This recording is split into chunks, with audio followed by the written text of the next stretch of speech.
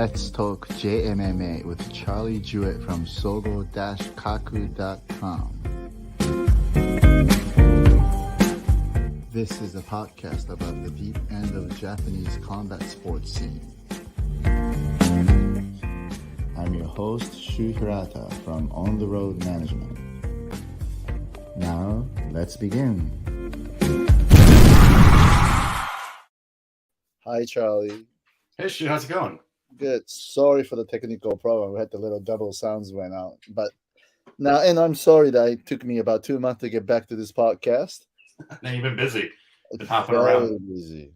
Yeah. I've been visiting all these different teams for Abema TV productions, and we have fighter fighting, right, in those shows. So, I think let's talk about this one first then. Might as well. Let's mention it. That is that Chihiro Sawda. Yeah. Who has fought in the Combate Global. Hold on, let's see. Let me get that out. All right, here we go. Chihiro Sawda. All right, so for those who doesn't know anything about this, it's a whole program done by Abema TV where they send the two young up and coming fighters to different teams and coaches in US. And we feature that and make a show about it. So we introduce those famous coaches and teams. And after 2-3 months of a training, at the end, they all fight in this show and to see. Well, this was actually the first time that they did the fight at the end of it, right? Yes, it's this year that we start doing that. Because last year, the fighters went there just to, train. Right. And I'll be honest with you, I realized that I only sent the fighters to 1 month in those teams. What are you going to do in 1 month, really? By the time at the end of 30 days, you kind of realize what's going on, and you kind of got used to your lifestyle and everything else. By then, you go home. And I realized that many Japanese fighters, they always want to fight in America or train in America or fight for UFC or the other promotions. And all those kids who went to train 1 month in different teams, they had a good experience. They had a little mind change and everything else. But they also... their head got kind of big in a way that, I only want to fight in outside Japan. I want to train in America. But it's not that easy, right? It's not that cheap.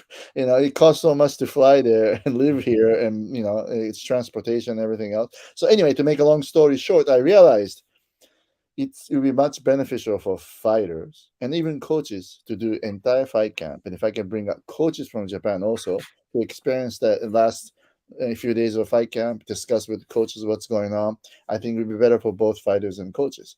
Then, if you can fight at the end of this program and you can go home with the money you earned and even the W you may earn, I think it would be good for fighters, right? Yeah, it was great. And I think this was also the first time you had the coaches come over too, right? Yeah, so this time we had Mr. Ryo Chonan came up a week before the fight and experienced the whole week of fight camp. And also Mr. Hiroyuki Abe from AACC, he had to corner Reina.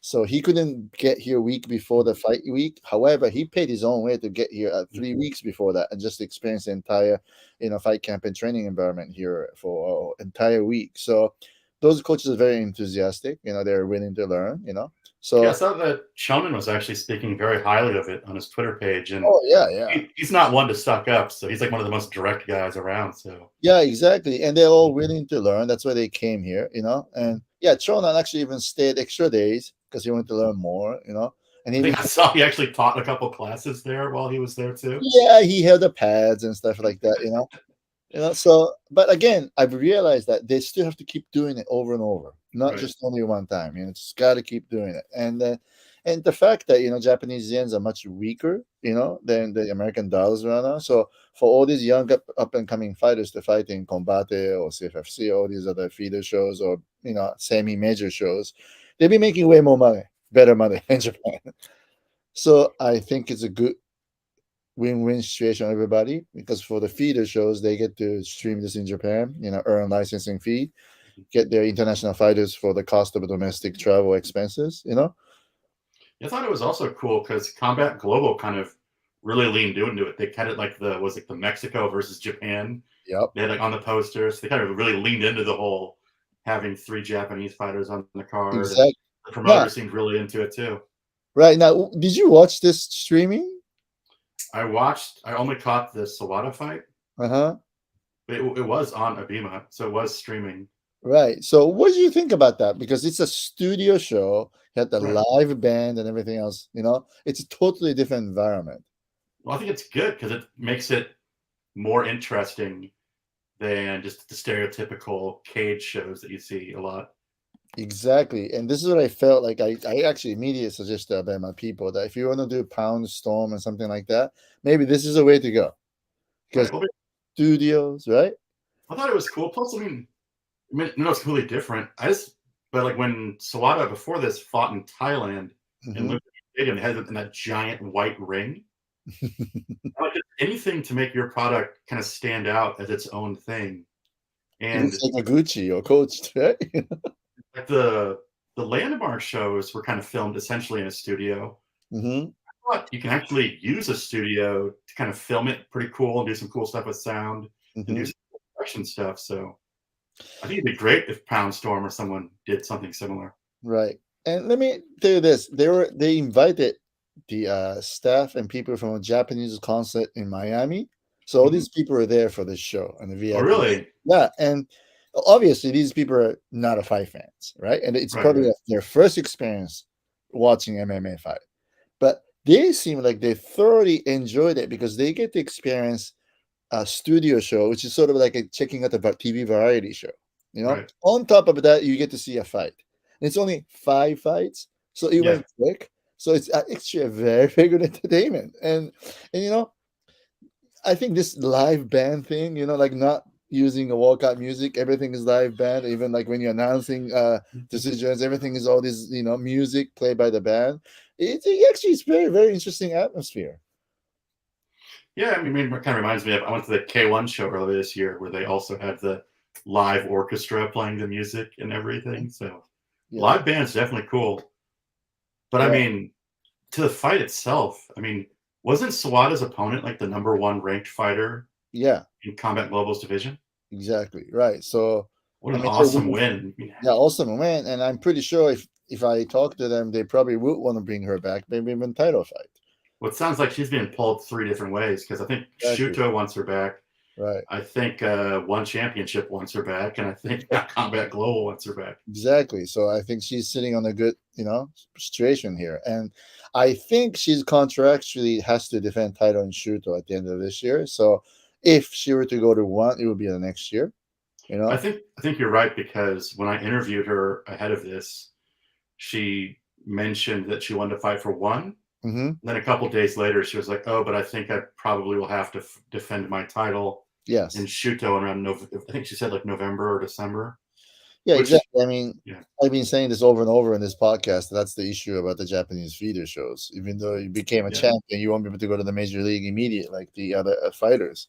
Well, not even that. Like, even if that didn't exist, I feel like there'd be some pressure because it seems like AACC and Megumi Fuji are really involved in Shuto's new colors promotion. Yes, let's talk about that now. So, I mean, mention that. Yeah. Sawada actually did the commentary. She was doing the commentary at the first Colors show. So I mean, she's already deeply involved in it. Yes. So I mean, like she's going to defend her title at a Colors show. I mean, it's clear as day. Yeah. And here's what it is.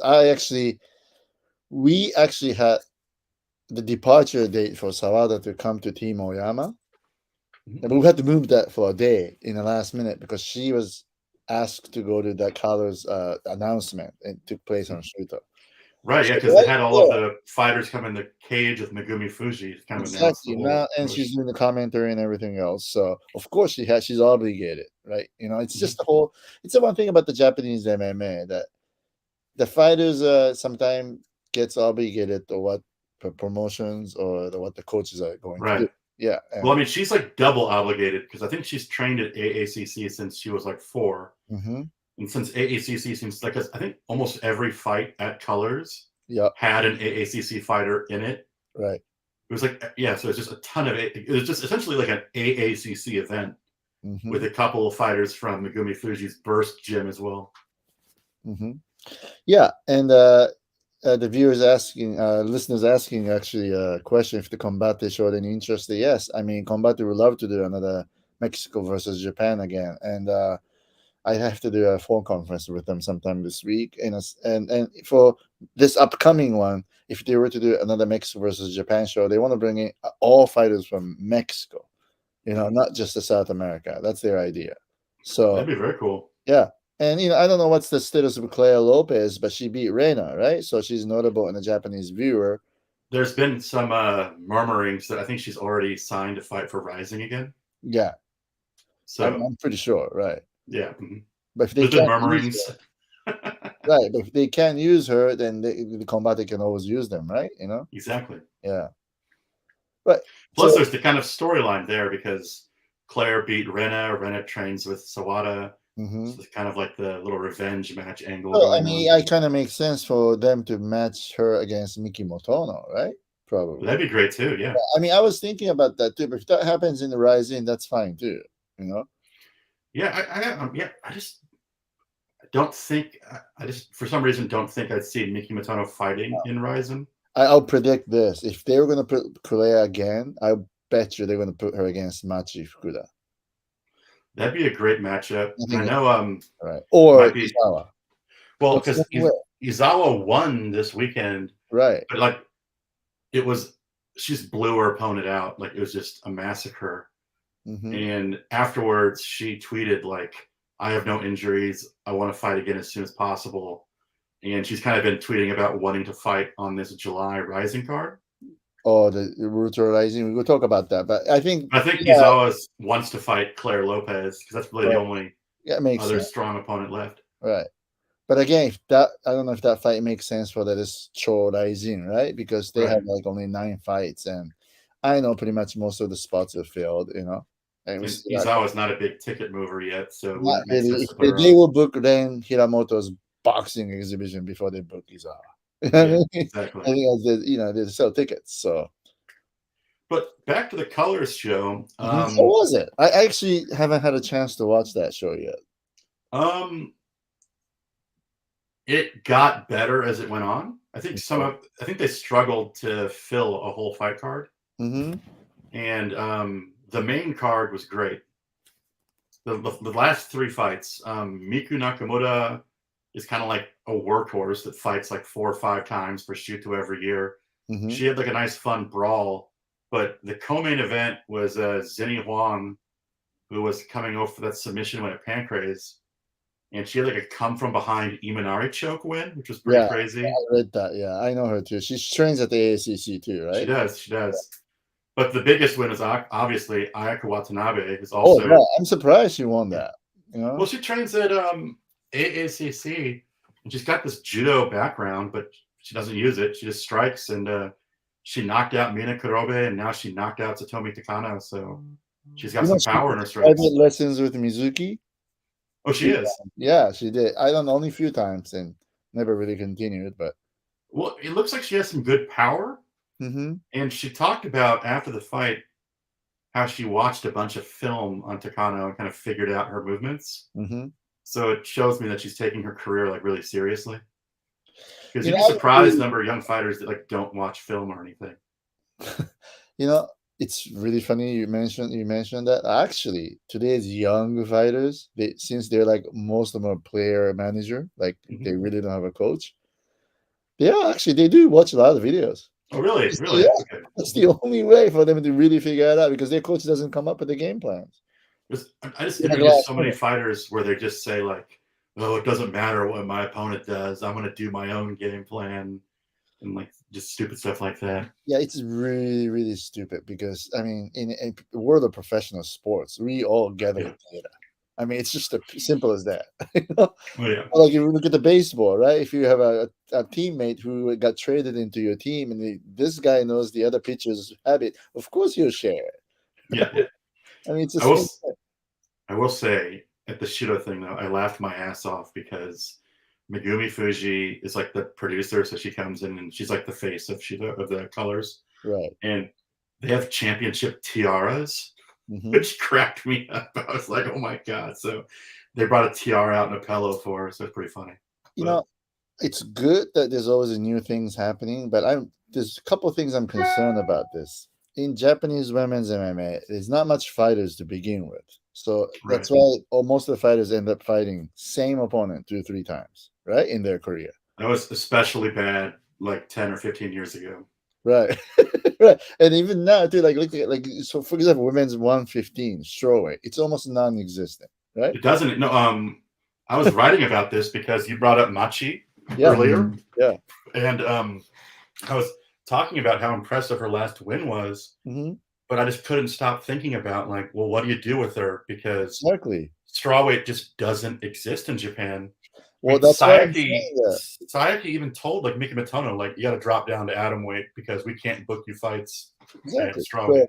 But and you also have to understand, RIZIN does not have atom weight; it's a super atom, so it's a little different. But point is this: that's why he only makes for RIZIN to book Machi to fight Claire, because if she beats Claire, that put her into another position. Oh, exactly. Yeah. So I mean, it doesn't make sense for Izawa to demolish Claire, right? I mean, if she can, Also, I knew you would like this. I don't know if you saw, but in her post-fight interview, people were naturally asking Machi about like fighting for RIZIN and stuff like that. She's gonna fight for RIZIN. Well, she said she has no intention of ever dropping down in weight. Yeah, and that she is a 52 kg fighter, and so I was like really happy to hear that she's going to stay at 52 kg because I'm tired of everyone like starving themselves to drop down to 49. Yeah, but also she needs to, if she's going to fight at 115 in the world class, she needs to build a little bit more and have to learn how to weight cut too. I mean, she's too short. She needs to like compensate for that. Exactly right. So, but still, she has to do something, right? Yeah. And it's lots of cases in Japanese fighter. Like I said, most of them are player manager. So even in terms of a weight cut, a lot of people has never worked with professionals. So when I suggest something about dropping weight, sometimes their mother tells me that, well, he had this problem and that problem, and this mother has zero idea what's going on about the weight cut. It's just, it happens like that in these days with the young Japanese fighters. So I hope if they're more serious about the career, they have to start working with the professionals. Yeah, I saw, speaking of the post-fight interview, she made a comment that I knew would just like drive you crazy. She was like, said that her coach said that she could train at other places when she no longer has like anything to learn from him. I was like, who decides that? Like, also, like, that seems like a weird standard. Why can't you just go train other places now?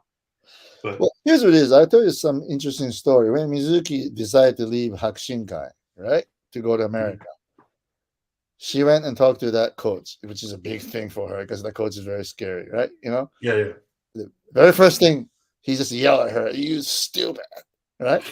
And 24 hours later, he calls me and says, like, you know what? I thought about this. I think I should let her go.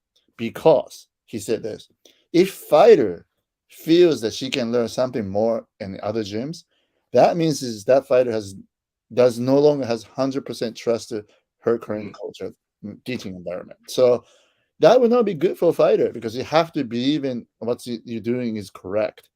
And you cannot be wondering about that when you're training. So actually, he's like, shoot, take her to America. Whatever you need to do it, So he made the right decision, I think, So I agree. Yeah.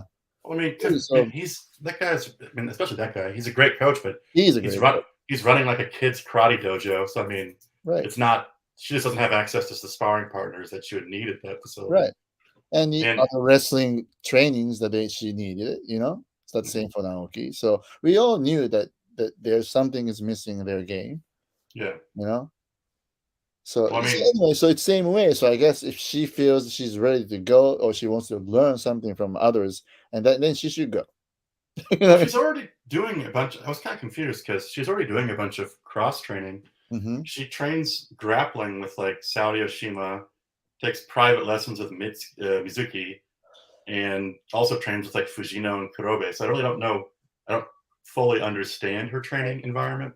No, again, I'm going to go back to a couple of concerns that I was going to mention. The second concern is that, like, most of the Japanese girls will train with so many different places, so they end up having training partners only, meaning when the matchmaker takes to fight, they won't be able to fight because they train together.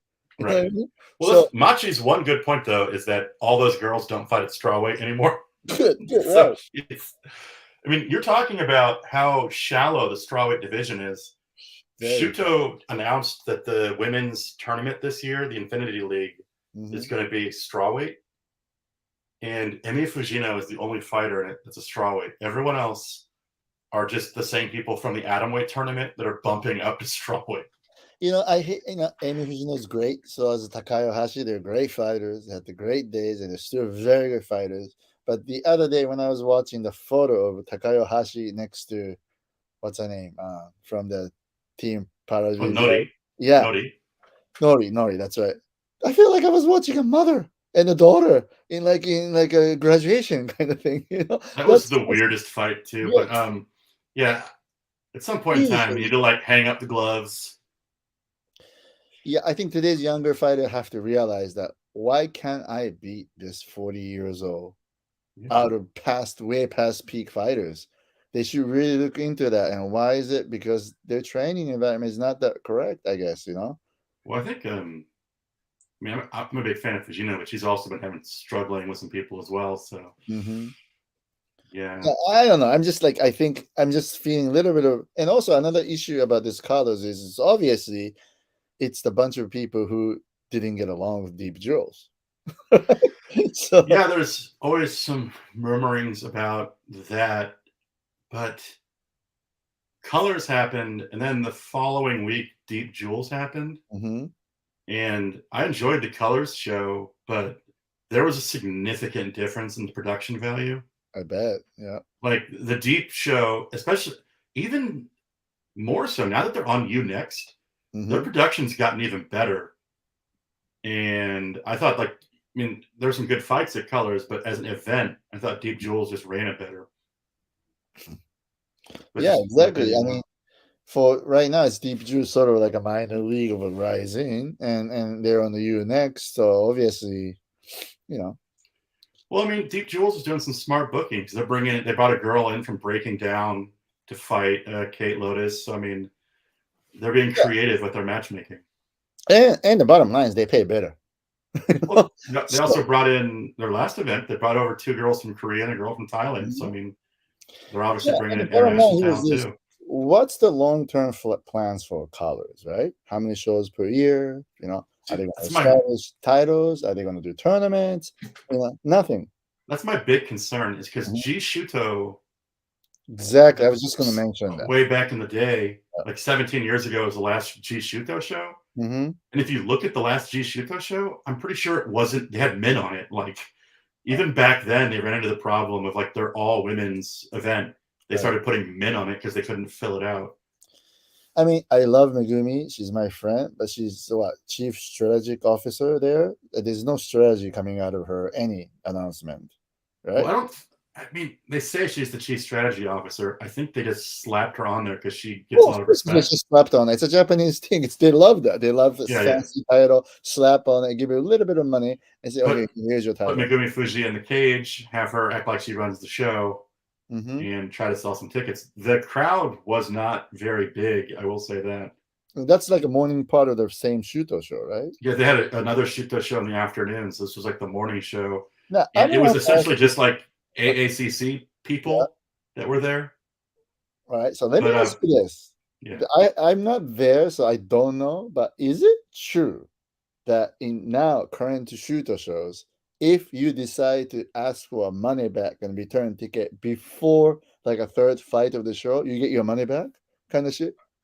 I didn't know about that. I mean, I heard that from Chona. They made it's like it's a Japanese thing. I don't know why. You know how they treat customer like a god? They're supposed to. So they always give in. If you complain big enough, they have to give in kind of thing. And it's always been a problem in the Japanese combat sports in case fighter gets injured and cancel the fight. And the fighters already sold those tickets, and supposedly all these people ask for a refund, which is absurd, right? And that's always the issue about the Japanese combat sports. And now I'm hearing some promotions accommodating a customer who didn't like the first couple of fights, so they decided to ask for money back.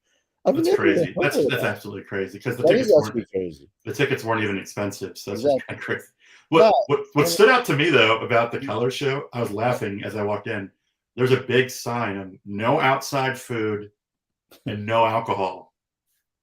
but they sell alcohol. That's New Pier Hall. So if it's a Korakuen Hall, they sell alcohol, right? So I walked in. I'm like, this must mean that Shuto's trying to sell some food and drinks. Nope. They weren't selling anything. They had absolutely nothing. Like, you go to a deep jewels show, and you got like Seika Izawa selling cans of Coke from behind the counter. Go to the colors show, and it's just like, oh yeah, we don't sell food. And I'm like, well, then why can't we bring it in? It seems kind of crazy. Well, that's what I'm saying. I mean, it's just the business model wise. I mean, is there anyone who's really running a business in a way they think it makes sense? Well, because I'll tell you this now. First time I'm gonna tell you this publicly that they did the auction. Remember? They did it again, and they're doing it again. Yeah, they're doing it for the colors event too. Yeah, right. And they're selling gloves for like $100. And on the last Shuto auction, they asked Mizugaki to put up his actual fight-worn gloves from Cruz. And they put that beginning price at 10,000 yen, which is like less than $100. Well, that's crazy. Buy a regular UFC gloves, it costs $119 to buy. You go over there and sell it. I tell this right now in public. Crazy. I was so mad because he sold gloves to other collectors before for over $2,000, $3,000, $4,000, whatever. It's just not right. So you know what I did? I got on that bid. I started bidding on that thing. I brought it up to 100,000 yen, and I was willing to do all the way to 500,000, just the heck of it. But the system went down for something. It wouldn't allow me to bid it, so I lost. So I'm the one who brought that prices up because that auction was crazy. Because there was somebody. One of the items was like Megumi Fuji's fight-worn Bellator gloves against Carla Esparza. And on top of the it was like going for like $200, and I was like, Shuto is selling Bellator goods on auction? Come on. And they also had like some Takanori Gomi stuff. I mean, Takanori Gomi must have giant fans that pay a fortune for his shit. Exactly. So whoever organized this has zero idea about the memorabilia market exists. No, it's stupid. Yeah, it's just absolute pure stupidity. And I'm sure the person who organized says, "Oh, I didn't know."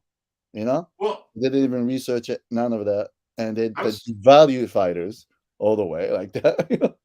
I was talking to Andrew from We Are RIZIN because he came to Japan for a bit, and when you go to a deep show, like a deep jewel show, you walk in, they have a goods desk. They're selling like shirts, they're selling hats, and they make everyone that comes in has to buy a drink. And so they have a big concession stand, and they usually have a couple of fighters selling drinks or food and stuff. And it just seems like they're much more organized, like making money at the event. Right. Where if I walked into the Shuto show, there was nothing. It was just go to your seats. Now, we talk about the tickets and stuff. I won't name names, but when fighter misses weight, right? And in Shuto, you take a huge penalty. Oh, yeah. Well, I mean, at the deep show, the Sawda girl missed weight by like 2.5 kilos. And they just canceled the fight. But part of me knows that they always do like those behind the scenes punishments too. So, I mean, right. I mean, she might not be able to fight again for a year or something. Well, that's okay. But I'm really, But didn't you say the Shuto fine was more than they would have been paid? Oh, yeah. If they fought? No. Here's what it is. I'll tell you this. This guy was supposed to make like $400, and they hit him with a $5,000 fine. And the contract, it stated, it's like, I forgot, like 10,000 yen per 0.5 gram you miss, or something like that.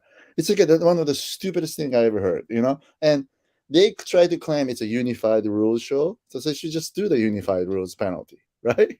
But instead, they come up with this absurd penalty that they don't pay the fighters enough to make, what is it, like 10%, 50% of your fight purse? It's like yeah, exactly. But still, I mean, if you're fighting for $400, why do you get hit for $5,000 fine just because you miss weight? I mean, that's. If I was the promoter, I would just cancel the fight. I wouldn't punish them financially. It's not even worth it. They cancel the fight, and they're still going to punish this fighter. That's what It's stuff like that just. It's absurd, and it's something they cannot announce publicly because this is very embarrassing.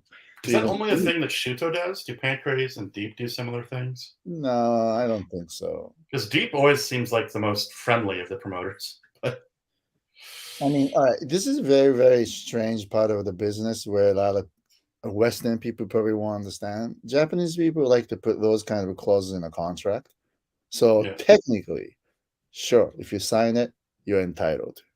You have to face this penalty. But majority of the time, They don't enforce it. for the formality, so they won't enforce it. I feel like a lot of time in Japan, there's like a contract you sign, but then there's like the understood contract that maybe wasn't what was written. Right. But even though they tell you it's all formality, don't worry about it, sign it. But when push to comes to the shoves and when it's into trouble, they'll turn around and say, "Oh, you signed it." You know what I mean? Yeah. So I don't know. I mean, I think this is the one part that they really need to fix because it totally discourages other athletes to come into MMA. I mean, I would not allow my son to do MMA in Japan. Period. Well, I'm also just not going back a little bit. I'm not a fan of like the championship like must defend clauses in these smaller promotions. I totally agree. Right. Because it really holds them back. Because I remember when Sawada fought for the title, I was like, if she wins this, is she stuck in Shuto? Like, does this mean she can't go up to the higher levels? Well, I'm telling you this: the clause says that you're obligated to defend the title within 1 year, which means the Shuto could sit around for 160 days and book fight. Yeah. They can't do anything about it, and it makes zero sense to me. And I've seen the contract says, "Oh, fighters are not allowed to relinquish title." I showed that to my lawyer, and my lawyer says, "Like, shoot, what does this mean?" The lawyer had to ask me that question. I'm like, I don't know. Yeah. That's why all the way around, all across the board, any way possible, I wish the fighter work with the professionals. Yeah. Professionals. You know what I mean? Not like a father's friend or mommy's neighbor, kind of stuff. It's the problem. And I wish they realize that, It just seems like some of the promoters take advantage of the fighters when they're young and they don't have someone near them to like tell them not to sign any kind of crazy contract. It's just crazy. But anyway, so let's not talk about something negative. Let's talk about this positive thing, which is a mega signing of Takeru. Yeah, it's huge. Since we're back in the first time in 2 months, we kind of missed this big announcement. But right, I mean, like I said, let's talk about something not negative. And I'm just laughing because my biggest takeaway from the whole thing was that Chatri almost like immediately put his foot in his mouth. Oh, okay. Let's talk about that too, because there's somebody asked me about the questions and the comments. So, but let's talk about this one. I mean, Takeru signed with Abema. He's the first local pay-per-view fighter for Abema, and Abema is guaranteeing him in US dollars about $700K per fight. Yeah, because that fight of his in France, I think Abema is essentially paying his entire fight price. Oh, I bet. Yeah, I bet. And Abema is probably paying this promotions to live stream in Japan, a pay-per-view stream in Japan. But here's what it is. The Abema has a list of those people, email addresses, who bought the match before. So, they have the way to sell pay-per-views. And part of the reason they're doing very well on the RIZIN pay-per-view shows is because they do have that list of viewers from the match. Right. Previous has bought it pay-per-view, which makes sense, right? I mean, so in the same theory, I think they believe that Takeru can sell that much pay-per-views. Well, I also think because one of the hot programs on Abema is they show K1.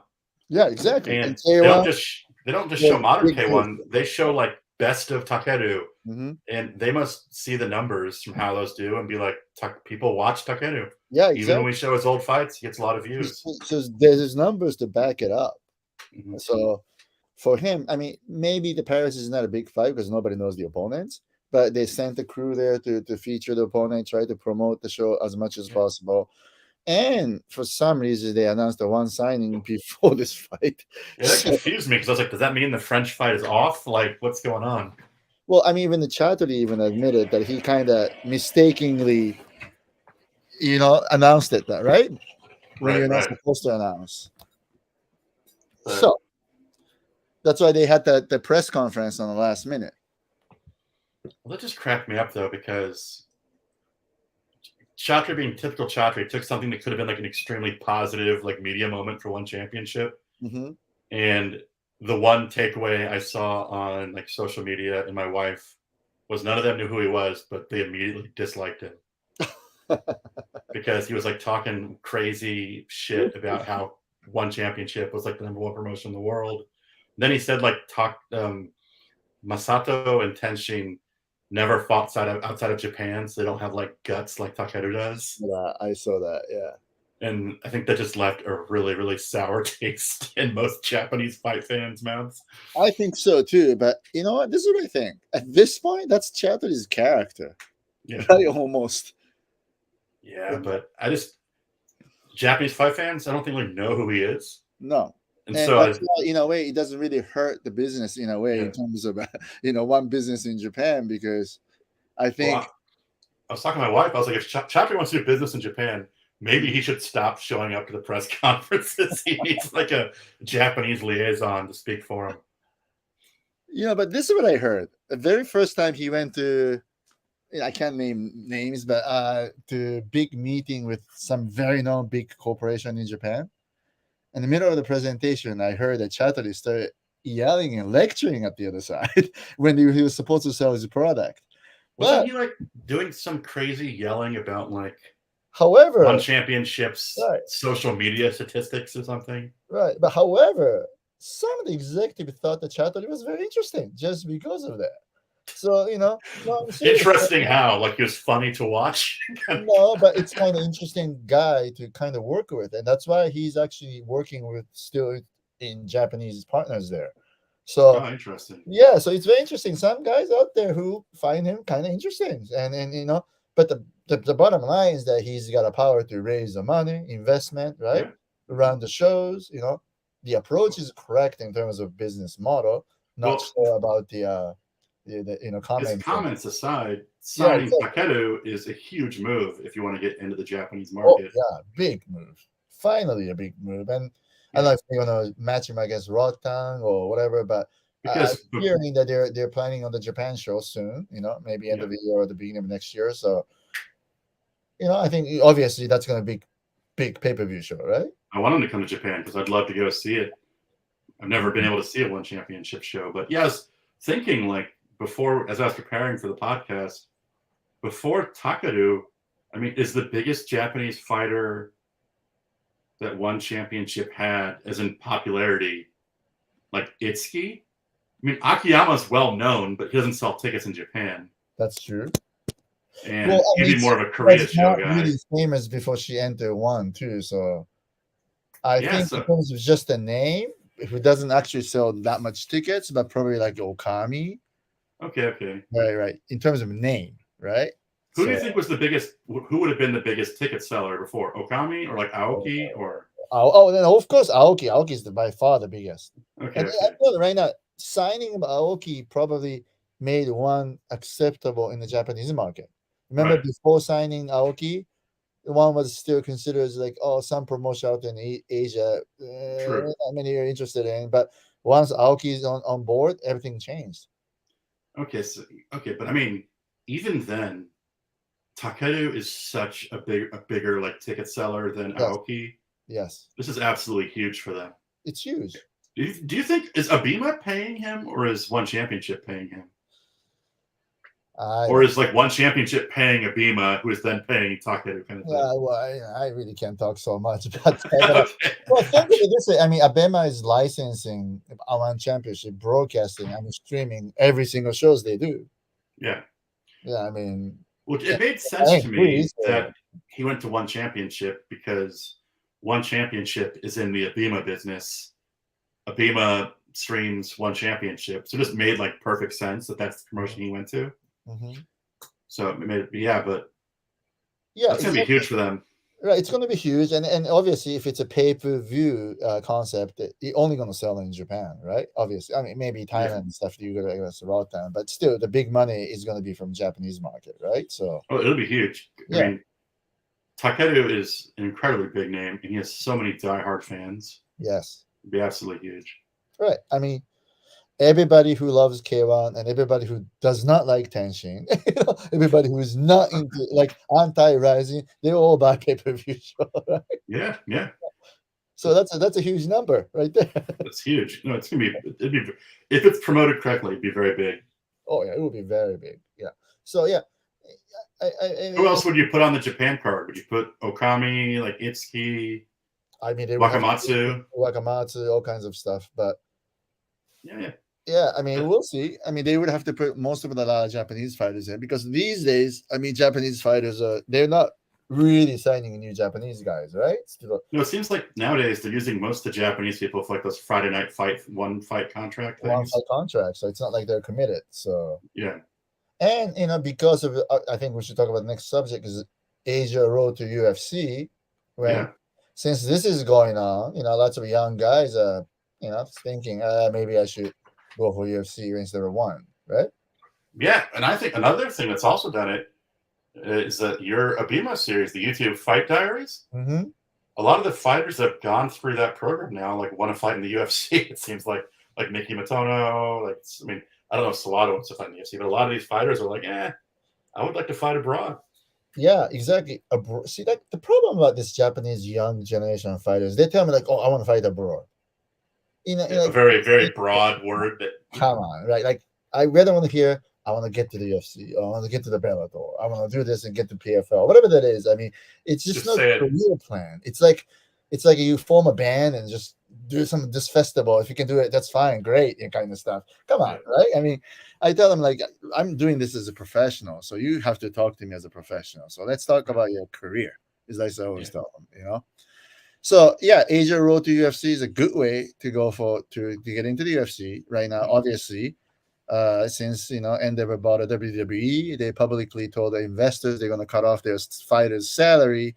So which means it's probably better for UFC to send fighters to Contender Series or Road to UFC first to test them and see if they can even survive, which makes sense. Totally makes sense, and corporate wise. But the problem about the Japanese fighters are that the pay that they're going to get on the Asia Road to UFC is very, very tiny compared to the pay you can make in RIZIN. True. Yeah, so that's the issue. Can you give me like a ballpark figure, like what they get in the Road to UFC? A couple grand? More than that. It's like almost same as Contenders. Okay. But I'll tell you this trick. You fight in Shanghai. Do you know how much tax they'll deduct? China? Probably a lot. 40%. Yeah. Yeah. Thank you for fighting in China. Come again. So when you're looking at the money you're going to make minus 40%, and it's this one's minus gym fees, coach fees, all that stuff. It's going to take a year to complete, right?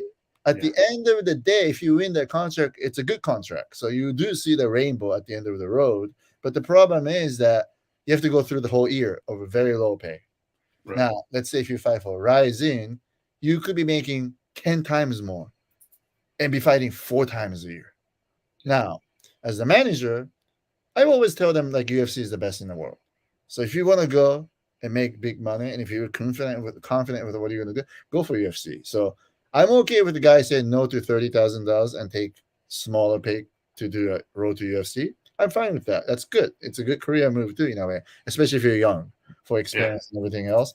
Because if you do that, you can always come back to the Japanese market. Exactly. And you have a more value too, because you fought in Octagon, although you're not a UFC fighter, but it seems like it makes you look like a half UFC fighter.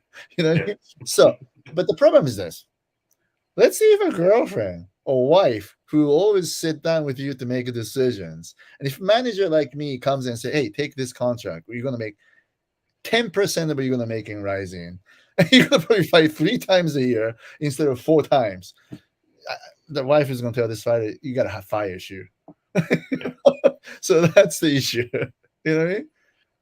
Very true. Very true. Yeah. But guy like Kami Kubo, who's a very good fighter, who could have gone to like probably PFL, Bellator, anywhere he wanted it, but he insisted on the UFC. You know, like still does that, right? Like only UFC. It's like I'm gonna only wear Levi's jeans, so it's only UFC. Now I'm telling you this, Charlie, but there's actually a one fighter who told me that, Mr. Kaoru Udon. Back in days, I brought him a Bellator offer. He thought about it, and rejected it. And his reason was this: shoot, it's like jeans. If you like Levi's, you go for Levi's. That was his reason. Well, he does have his own fashion brand, so I mean, he does know a lot about blue jeans. Right. But anyway, so a lot of fighter feels that way. So a guy like Kamikubo or like Sasuke, who fought for the second time, they were in that board, right? I mean, doesn't your client Mizuki kind of feel in the same way? She's always been like, UFC is the end goal. Right, because for her at that time, Mizuki, for girls, where else are you going to be making good money? Nowhere. Not a strawweight. No. And people have to realize this. What if UFC drops strawweight? All these women at the 150 who have no place to fight, they'll go back to fight for like $3,000, $4,000, $5,000, whatever that is, right? I mean, yeah, that's a big pay cut for some girls out there, you know? Yeah. Be a lot more OnlyFans memberships starting up, I guess. Right. So anyway, so to go back the road to UFC, I think it's a good for young Japanese fighters to, you know, test their skills, and also those veterans like Kamikubo, Sasuke, to really insist on this one brand on their career. Well, it also seems like a good way for them because, I mean, Shanghai, what is that, like a 4 or 5 hour flight from Japan? Exactly. So it's not that big of a time difference. Yeah, so it's like a nice way to get used to fighting abroad, but it's not like a giant time difference. Right. And I remember like when Shuri started fighting for the UFC, they were like, oh, you're going to be fighting in Argentina. She just like complained about how terrible the entire situation was. Right. But here's what it is, though. Then now, are they fighting in Shanghai again or somewhere else like the last year? Remember, they end up going to Abu Dhabi and then back in Apex and stuff like that. I'm hearing, you know, the end of August will be another show in Asia, maybe Singapore or somewhere. So that'll be the second round, maybe, right? Yeah, I was talking to some female fighters that were interested in it, and they were saying that they'd also heard like near the end of the year there's going to be another show because this one didn't have any women involved. Right. But the one later in the year will probably have women involved. Right. That's what I heard. So I know there are a couple of girls who is just sitting and waiting for that phone call. Yep. Might have been talking to those girls. I don't know. Some girls told me that as well. But we'll see if that's going to happen, you know? Yeah. I mean, because they can always change their mind. Right. And again, we go back to our famous, very subject, Mr. Rin Nakai, who is 125, who's not too young, who, you know, he might not get a call. So I hope they understand what's going on. Talk about wasted opportunity, because when RIZIN announced the new RIZIN versus Bellator show, and they brought Kana Watanabe up on stage, I was like, how massive would it be if it was Watanabe Kana versus Rin Nakai? Like, that would have been absolutely huge. Bellator will sign Rin because Scott understands the Japanese market, and for them it's a win. They don't have to bring in another fighter from America, and probably nobody that known in Japan, right? Even though they try hard. I mean, Rin Nakai's crazy enough. You'd probably get her for like a 1-fight contract. Probably just have her fight there. Yeah.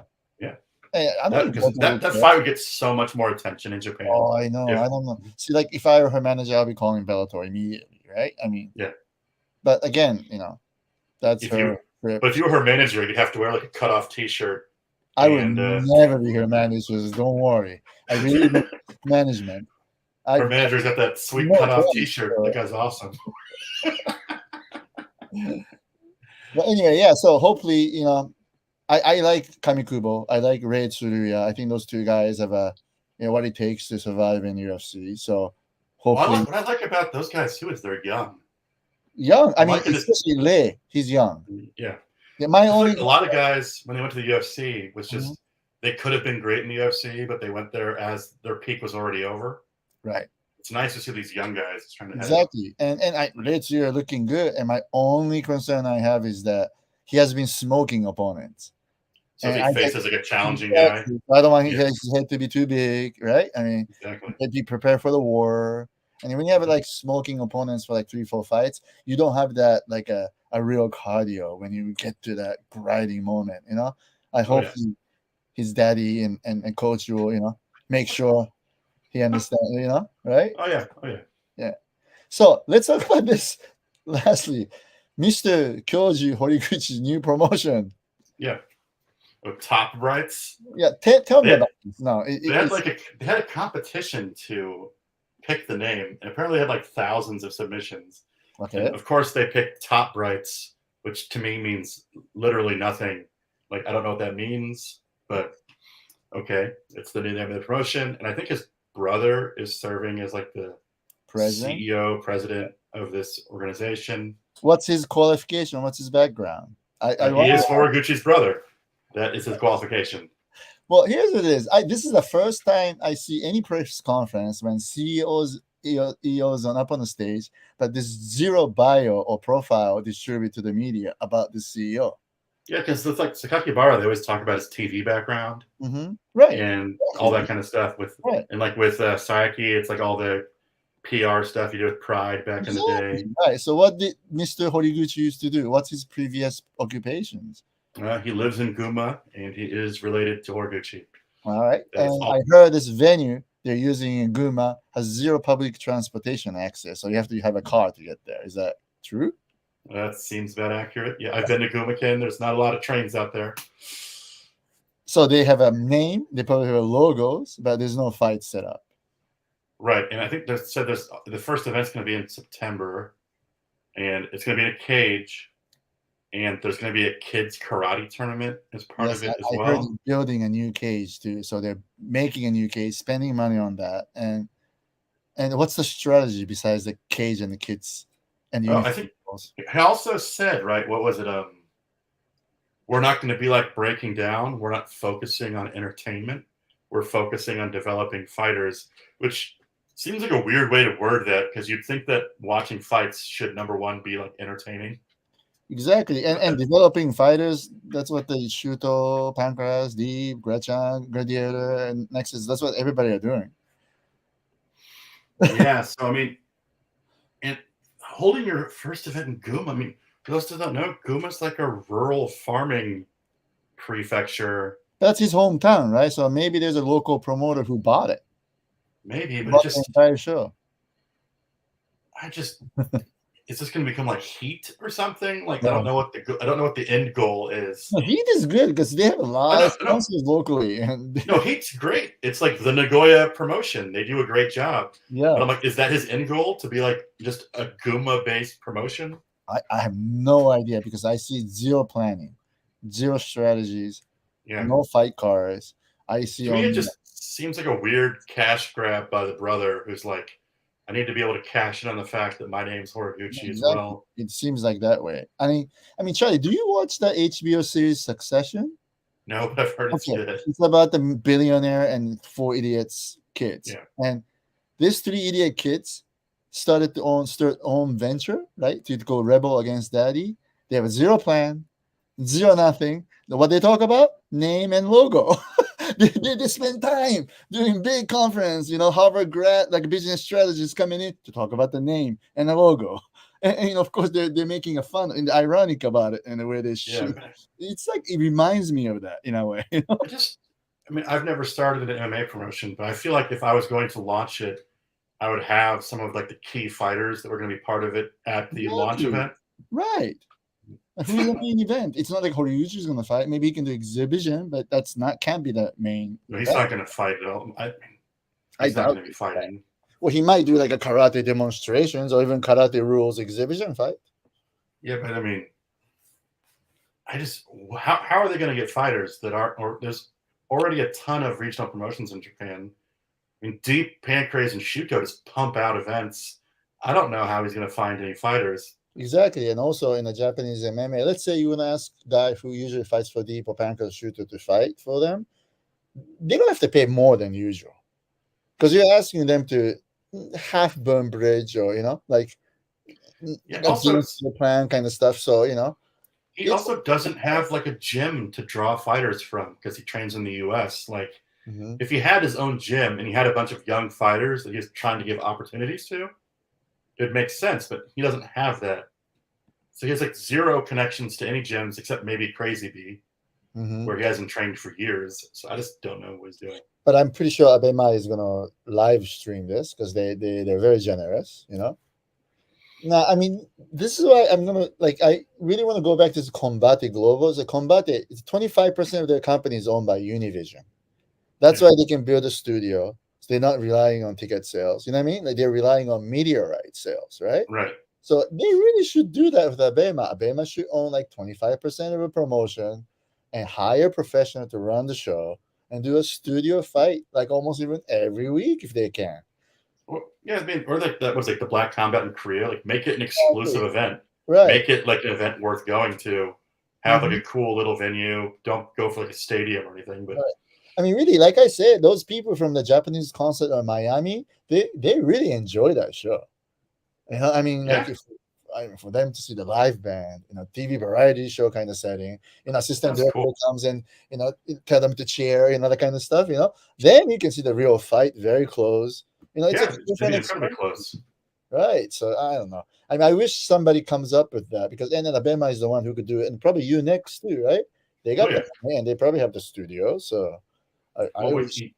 isn't Unext like the exclusive distributor for the next? There's like a whole Unext Abima war going on now because Oh isn't yeah, Unext the exclusive distributor of the RIZIN? for this upcoming, yeah. Yeah, Yeah, that's because they do Bellator too, so it only makes sense.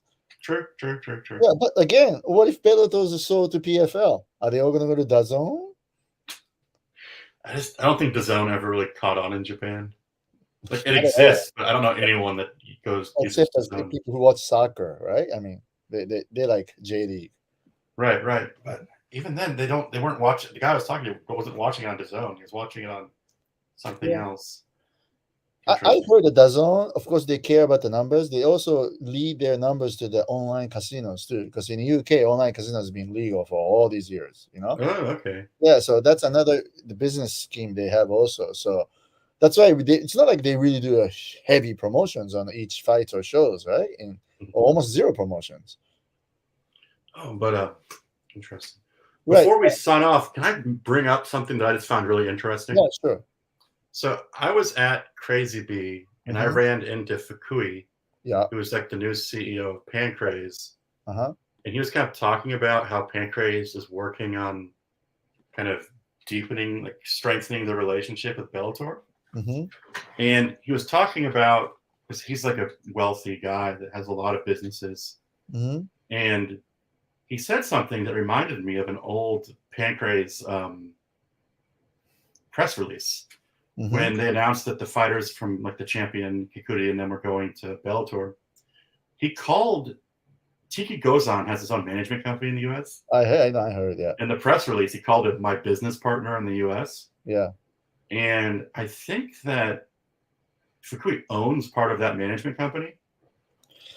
And but I don't know about that, but he's called him his business partner, like his in Pancrase's partner. And that's the same management company that manages Juan Archuleta. Yeah. And as you know, when Juan Archuleta came to Japan, he was like hanging out with Fukui a bunch. And I just thought it was interesting because we were kind of laughing because we were talking about Archuleta, how they they were purposely trying to make him popular in Japan. Because if you remember, after not the Inoue fight, but the fight before that, it was like he wouldn't leave Japan. He stayed here for like a month and a half, just going to where fight fans were and hanging out and everything. So makes me think that kind of this Juan Archuleta stuff's way more calculated to like get him popular in the Japanese market. Here's what's actually happened. When Archuleta showed up with Tiki, this is the first time Fukui-san met him. Okay. So basically, Fukui-san doesn't have any other network besides him.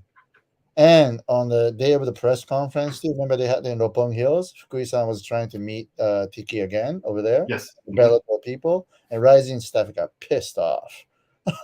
Because they came in as a RIZIN's people. They're a guest. So what the hell are you stepping in doing a business directly, right? So, yeah. But again, that's the way that he established the business. Now he's talking to Bellator. Well, good luck. What if the Bellator sold to PFL? Right. Well, of course, I'll be talking to Don Davis. Well, that's what's kind of funny is because didn't Scott Coker, like, because the MMA Planet, who I love, MMA Planet does great interviews if you read Japanese, and they interviewed Scott Coker. And Scott Coker was like, all these people are trying to buy Bellator, but we're not for sale. But that just reminds me of like stuff you were saying, like right before Strikeforce sold. Yeah, exactly. It's the same thing. Like where there's smoke, there's fire. I think Bellator's for sale. I mean, the bottom line is that there's always a decision maker there, and they will make the decision if the business is not turning up on the keep going on the right side. What I thought was interesting about the interview was that he made it seem like Viacom's kind of done investing money in Bellator, and that Bellator has to make its own money to do stuff, and that Viacom's not willing to put money from out that Bellator doesn't make like back into Bellator. So I think Bellator's kind of in a tough position if that's true. I mean, think about it. It's been almost 10 years since Coco took over, and it only momentarily went to the profit size when they had this deal with the DAZN, but they lost that deal, right? Right. Like in a year. So they probably went back to the red side. So And unless their they can show pay-per-views have something, right, their positive, attempts at pay-per-views have always been disasters. right, and they're on Showtime now, and in a Showtime compared to the other platform like ESPN on PFL and stuff like that, it's not that big for sports. We all know that. I don't even subscribe Showtime. Well, I'm a big drama TV fans, like I usually do, but that's not Yeah. top of my list. Well, I have a question. It seems like Bellator has become kind of obsessed with like RIZIN recently. When they do these RIZIN shows, is RIZIN paying the Bellator fighters? Yeah, I think so. Is that why he's doing it, to like save money? Well, that and I think Pitbull or somebody came out and said they took a pay cut to fight for RIZIN, right? Well, it's kind of funny because all these Bellator fighters fight for RIZIN, and it's like they never want to go back to Bellator. Well, because I guess they're not really being active there. Well, I mean, also, you come to a RIZIN show, you're fighting in front of like 24, 23,000 people. Mm-hmm. Go to a Bellator show, you're probably fighting in front of 1,000, couple thousand, maybe. Well, I mean, like for a guy like Archuleta, who's not exactly so young, right? So he's not like he's going to go back to UFC, and he has zero intention to probably go back to UFC because he's making good money. He's already established what he has established. So if Bellator cannot make him busy and active 3 times a year, but if he can do that in Japan, even though he might make a little less money, he'll take that. I mean, any fight. He's 35 years old, so I mean, he's getting near the end. But I think he's also realized with his wrestling abilities, like there's just not a lot of Japanese fighters that have the answer to that. So he can like still perform at a very high level. Oh yeah, in the Japanese market. Exactly, and this is what actually Aljamain texted me immediately after that fight. Oh, I heard they both had a crazy fight, but they both are so good. That was his exact word. So I think it's kind of funny because I was at that event in the press section, and afterwards in the interview, Archuleta is kind of giving the impression that like he thinks he's going to murder Asakura because Inoue is so much tougher than Asakura. I think he was just like, he was very complimentary of Naoki, but I think Archuleta thinks that Naoki would beat Kai, and so that by beating Naoki, he thinks he's just going to destroy Kai. Again, yeah. What do you think about him asking for the fight to be 5 rounds? Isn't Sakakibara also now talking about doing like a different round structure for the title fights? Maybe, and I think in Japan anything can happen, right? And in America, unified rules that never going to change. But in Japan, anything can happen. So I think it's worth to ask if you think it's give him an advantage.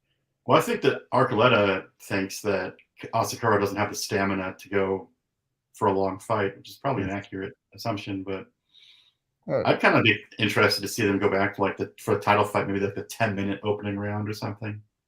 But. Right. Did you see? Was the press conference for this? Was it in like Shibuya or something? Yeah, it was in Shinjuku, wasn't it? Shinjuku, yes, it's Shinjuku, right?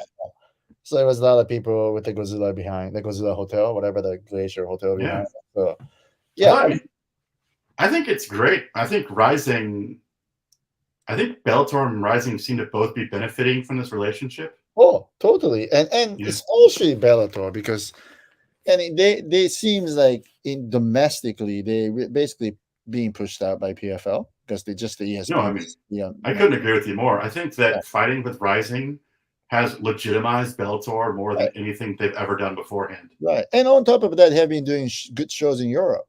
So I heard the Paris show is sold out. The French show is sold out, right? So there maybe a strong point is not necessarily a domestic market, international market, which is bigger than domestic, but this is where the money is, right? I mean, if you want to attract an investor to dropping a lot of money to the promotions of sports league, be on ESPN is much more attractive than being on Showtime. Did PFL also sign that French kickboxer? Who signed that guy? Oh yeah, he was revealing the fact that he was getting only 2020 offer from UFC. I think so. I'm not sure. It's not like I'm. Well, I thought it was funny because at a press conference, somebody asked Scott Coker about that in Paris, and Scott Coker acted like he hadn't even heard of the guy, and then the next day it was announced he was signed by the PFL or something. I was like, yeah, that's why he's not talking about it. Well, here's what it is, though. PFL is very aggressive. You know, how they signed Muhammad Ali's, grandson, and they're really, and they find it in Jake Paul, and they signed Francis Ngannou. I mean, the Francis Ngannou signing is huge. Oh, huge. Oh, they said the name. It's Cedric Doumbé, I believe. Yeah, my French accent's terrible. And, I kept telling Japanese medias and everybody to start talking about Don Davis, start talking about those guys, because look at him in Wikipedia. Look at his background. I mean, it's pretty impressive. And a lot of people think of the Ray Sefo, right? Of course, Ray Sefo runs day-to-day operations and all kinds of stuff. But also there are, a couple guys who work with him who's very, very credible. If they did a show in Japan, I mean, Ray Sefo's still got some pretty big fans over here. They could send him over. Well, exactly. I told this to Ray himself that I'm not being to be over-exaggerate, that I think if he walks down the street of Shibuya, there are a lot of fans who recognize Ray still. Oh, yeah, definitely. I know some girl fans, especially female fans, that still love him. Yeah, if Dana White walks down the street of Shibuya, do you think people recognize him? No. Probably not, right? Maybe like super hardcore fans, but that's about who knows, right? Japanese is a different market, so. Someone's talking to you. That's pretty funny. The power of PFL is Lord Mack. Yeah. I did love his one championship comments. So, I mean, before we close, there's one guy asking, do you have any Ren Hitamoto updates? Yes, I do. Somebody asking me about the schedules too, but the RIZIN has a show in July 30th, right? And after that, well, they have the Hokkaido show in June. And after that, I'm hearing end of September and the beginning of October. So I don't know after that in November if they're going to do the show, but I'm sure they do show in December 31st again, right? So we're looking at maybe a couple more shows, They also seem to have like an annual Okinawa show, so I went down. They do a show down there. And I would like to send Ren to train with somebody that all of you guys would be surprised about, which I've been talking to his coaches. So my plan is to send him to this team for maybe 3 months and fight in fall. Okay. But RIZIN wants him to fight in July 30th show as well. So depends what kind of opponents they can come up with. And I was at the crowd for his last fight, and in front of me was like 30 women, all wearing Ren Hitamoto shirts. Really? That were just like going crazy the entire event. Like they were screaming. I have never been to an event between him and Mikuru. It was a completely different type of fan base at the event. Yeah. And they were going absolutely nuts the entire time, just like screaming Ren's name. When they did the reveal with them in the cage as part of the opening ceremony, people went absolutely nuts. I mean, that show, remember another RIZIN took place in Ariake just a week later, right? But the show with Mikuru and Ren is sold out very quickly. And for people like us, even though it's a sold out show, it's usually not that hard to get the tickets, right? There's always a comp tickets available. But it was very hard to get tickets. Very hard, It's sold out, so I had to go behind the scenes to get a ticket. But in return, a week later on Ariake, I arranged comp tickets, no problem, the day of the fight. You know what I mean? Oh yeah, it was kind of funny too, because I thought what ended up happening was the fights the next week were better. Naoki Inoue fight was amazing. Oh, I mean, not to be biased here, just because I'm Naoki's manager, but I thought that was one of the best RIZIN fight this year, or even in history so far. It was clearly the best fight of the event because it was the only fight where they were evenly matched. Right. Because I'm not a big fan of complete blowout matches. And I think Coach Mizugaki revealed to the Japanese public a few days after the show that Naoki was injured for that fight. Yeah. I think a lot of fans can notice that he was taping hard. I mean, massive tapes on his right knee. Yeah. So he throws 0 kicks. Was he training at the same place that Chonin went to? Killcliff, yeah. Okay. The problem is a couple of weeks before the fight, he injured that knee. Oh, wow. And the second day he arrived there, he injured his rib. So he stayed there for a month and a half. So I swear that the Inoues are made of fiberglass. They seem to always be injured. Right. They're too tough. It's not that they're too tough and that they push through these injuries and the injuries get worse. Yeah, I mean, so this time I'm sending him to Kill Cliff again at the end of June. And he'll stay there for a whole 3 months, do the entire fight camp, full experience, and then fight in the fall is the plan at this point. I know that it is your opponent Juan, but the weirdest thing about that fight to me was that he trained with the Japanese wrestling team at Waseda ahead of the event. I was like, he's really trying to ingrain himself with the Japanese fans. He's doing a great job, but right. And dude, now he looks so good, and he had a lot of fans there too. I was talking to people. I always ask people there in line, like, who are you here to see? And I got a lot of responses. People coming to see him. Really? Yeah. I mean, he's a good fighter, obviously, but the hardcore fight fans know he's like probably the top level Japanese fighter in the promotion. Well, here's what it is. We knew from the day he made it to UFC, his weak point is wrestling. We all knew that. That's why we sent him to Cerro Longo, all kinds of stuff. Still, because of pandemic, he had to go back. Now he's going to go back to a good team again, training under Greg Jones, which is a great wrestling coach. So he looks great. You could clearly see the difference from when he trains in the US and when he trains. I agree. Don't you think it's better? He did it better. It's just come on. Archuleta is a former Bellator champion. So I mean, it's not. Now he got close to finishing him a couple times. I mean, it was a really good fight. Right, it was a very good fight, but again, loss. I think he lost that fight too. And more than anything, that hit he took and he knocked down, he swallowed. I mean, he took. That was a turning point of the fight. I talked to him. The knockdown was the clear turning point. Yeah, because immediately after the fight, he said I talked to him. He said his head still hurts. He needs to sit down and rest. After that knockdown, he felt almost not much power on his bottom half of the body. Yeah.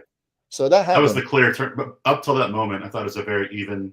I thought so too. But again, it's not. So in a way, he lost on the wrestling aspect of the game too. But the turning point was striking. He has a confidence in his striking, and he got nailed on that strike. So right there, he lost that fight. You know what I mean? So we're gonna have to go back to the drawing board. We have to figure it out. I have a question for you actually, because I met up with Spike Carlisle afterwards and talked to him for a little bit, and I got the impression that at least a lot of the foreign fighters don't understand RIZIN's scoring criteria. I know a lot of people. I mean, see, this is really.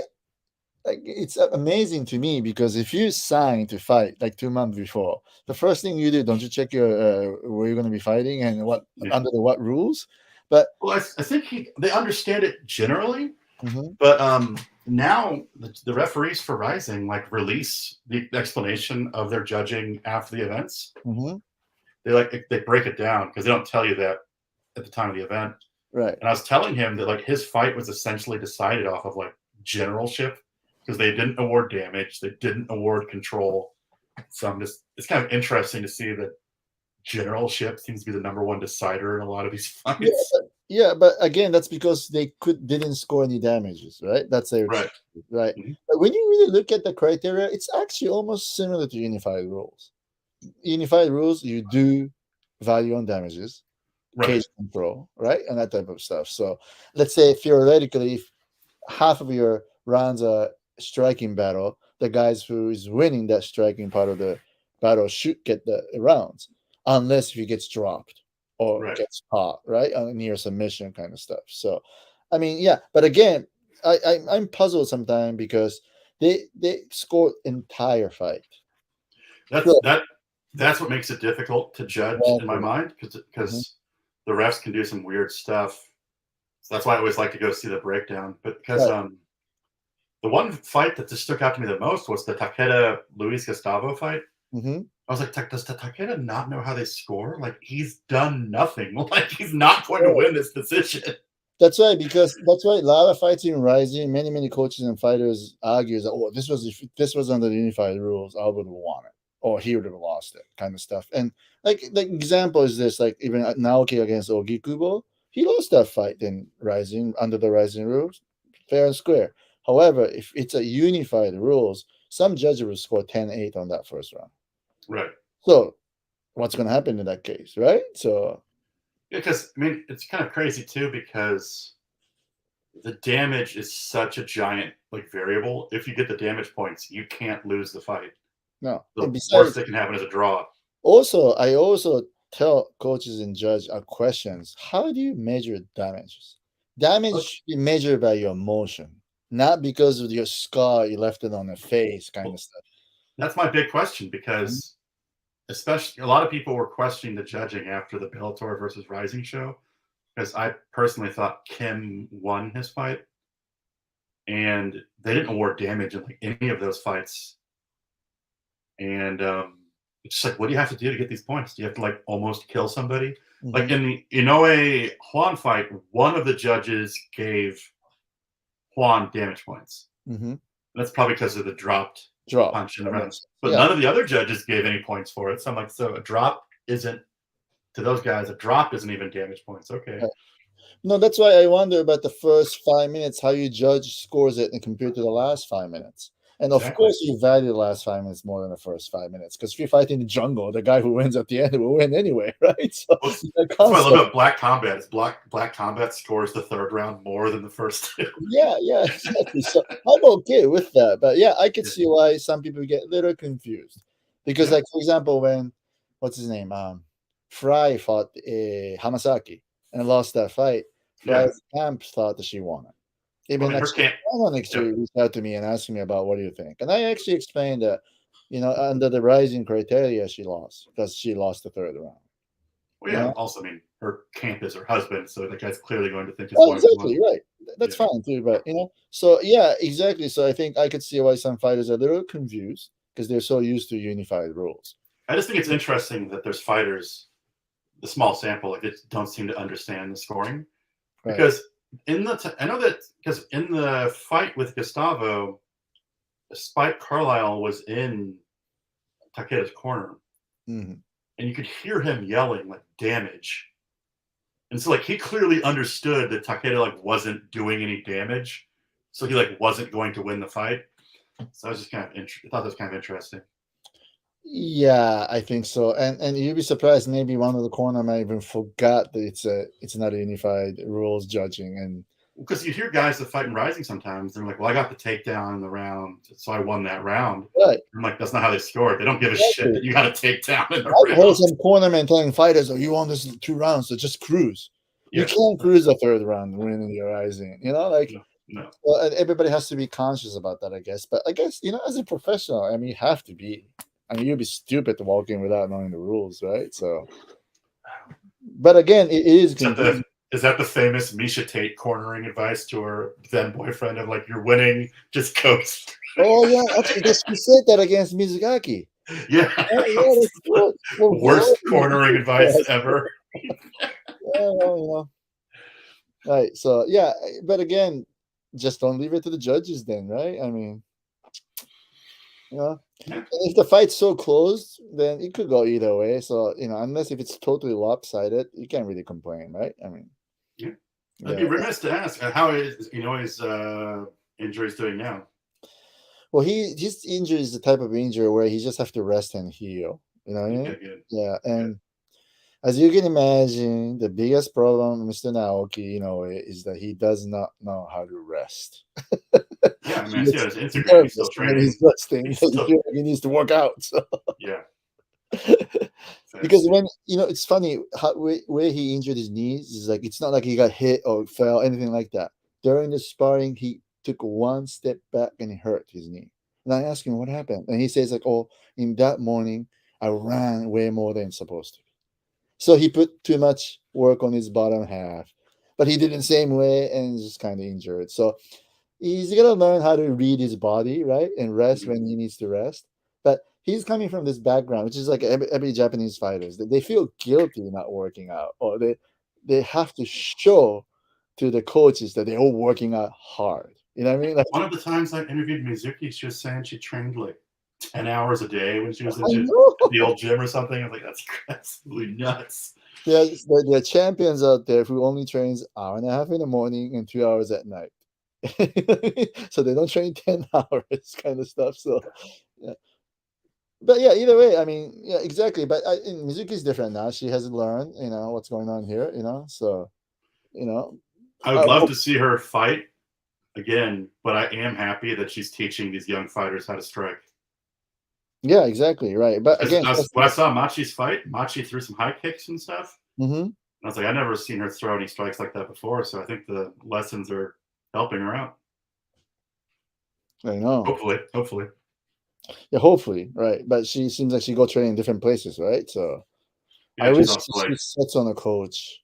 she's also like 5 feet tall, so I'm gonna need her to grow a couple inches too. Exactly. That's why she needs the coach who come up with the good game plans and the entire fight camp plans and development stage plans and all kinds of stuff, right? So well, one of the reasons I'm interested in her is because she's already got sponsors and she gets like swarmed with fans now. So I mean, she's only 3 fights into her career, and I think she could become really popular. yeah, And she might have the skills to match it up. We have to wait and see, but I think she has some good potential. yeah, I agree. So I actually wanted her to go to train in the US under this Abema's MMA program, but she's busy now. So Well, I mean, her coach still has to teach her, so she can't go train somewhere else yet. yeah, I guess so. But I'm still gonna approach her and see later. Yeah, I did like the Sakuraba-esque orange hair too, a nice little tribute. right. And if she can make it to RIZIN, that's good for her because it's the only place they can make decent money as a women MMA fighter. I mean, as an MMA fighter in Japan, period. So, How do you feel about Oshima fighting at 52 kilo at the next RIZIN show? she wanted to fight for RIZIN, and Dude, Salt is a young fighter, but Salt is going to be a giant next because Salt's cutting down. I know Salt's going to be like 2 feet tall.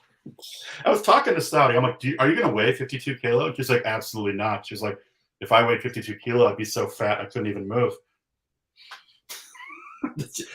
There is a world where Salt weighs 20 pounds more than Oshima. Well, here's what it is. I mean, for Japanese fighter, fighting for RIZIN is something big deal.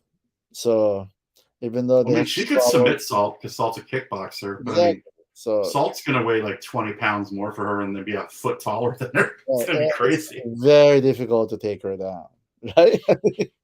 Yeah. Unless I don't know, but hopefully she'll go back to her own weight class, and she might even go back to black combat, right? I'm hearing. So that'd be awesome. Yeah, I mean they might do title fight, whatever. So that'd be great if they can, right? Now that Road FC is back up and twitching again, maybe she'd go to Road FC or something. Maybe, right? Or I mean, I don't know. She's kind of small, but if the road to UFC does the women fight, she could try to go in there too. Well, I'd like to see her like in Invicta or something too. Just anything really. That'd be great, So because she seems to have like the right mindset and she's mature. I right. think she's got like the right mindset to be able to like as a professional fighter. Yeah, but the problem is like she has a husband and kids, right? So it's not that easy for her to really go out to the road and fight or that type of stuff. So, but we'll see. Like I think she's very talented. So, she could be like Yoko Higashi. Your client's fighting in a couple of weeks. Take her kid with her and go. Oh yeah, that's right. PFL. We have Kudo, Yoko, and Yamato fighting. Nishikawa. Yeah. So should be fun. Yeah, I think they're all gonna have a good fight, but we'll see. I mean, Yoko is there early. She arrived in 23rd and training at the ATT Atlanta and Jucowans. So I saw like a bunch of the her teammates kind of went and like saw her off at the airport.